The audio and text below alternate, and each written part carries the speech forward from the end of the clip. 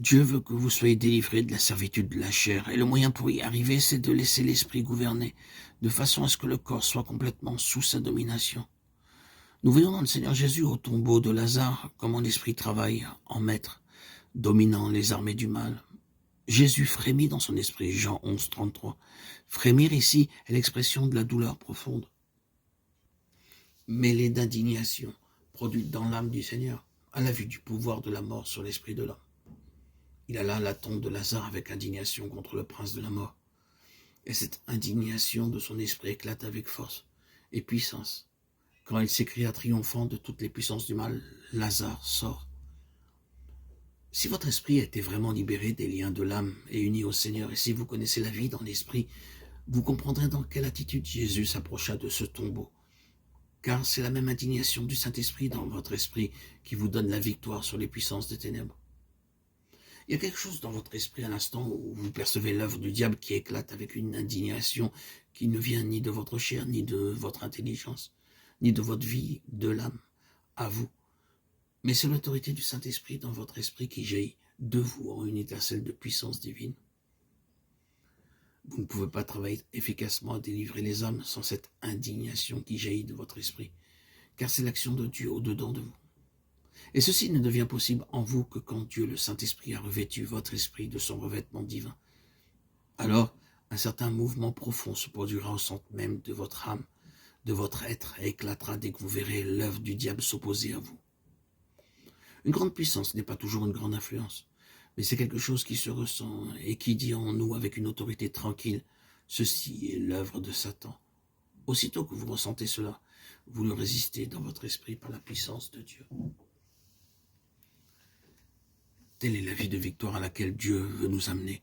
Nous voyons maintenant la nécessité de la croix et de la parole de Dieu, laquelle aussi opère en vous qui croyez. 1 Thessaloniciens 2,13. D'un côté, nous regardons au calvaire comme étant la base de toute l'œuvre de Dieu en nous. Et de l'autre côté, nous voyons comment la parole de Dieu doit agir continuellement en nous.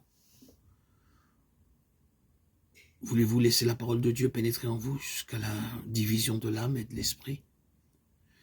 Il y aurait beaucoup à dire sur la marche selon l'esprit. Il y a cet esprit doux et paisible, 1 Pierre 3, 4. Puis il faut apprendre à ne pas agir sans être en coopération avec le Saint-Esprit. Vous pouvez discerner instantanément quand vous parlez par votre intelligence, par vos facultés mentales et non dans l'esprit.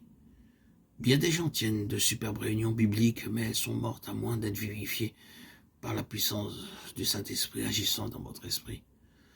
Vous pouvez écouter les appels les plus chaleureux, les vérités les plus belles, toutes vraies, mais impuissantes. Hélas, ceux qui parlent ne se rendent pas toujours compte que la vie n'y est pas et que ce ne sont que des productions purement mentales.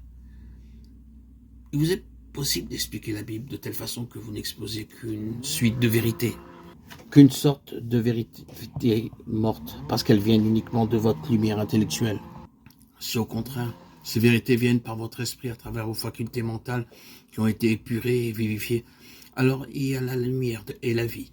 Mais si elles viennent uniquement de votre intelligence sans passer par la lumière de votre esprit, elles sont inutiles et ne serviront pas à nourrir ceux qui les attendent ardemment. Rappelez-vous que ce n'est que par l'expérience personnelle que vous réaliserez la vérité, car les théories sont vaines.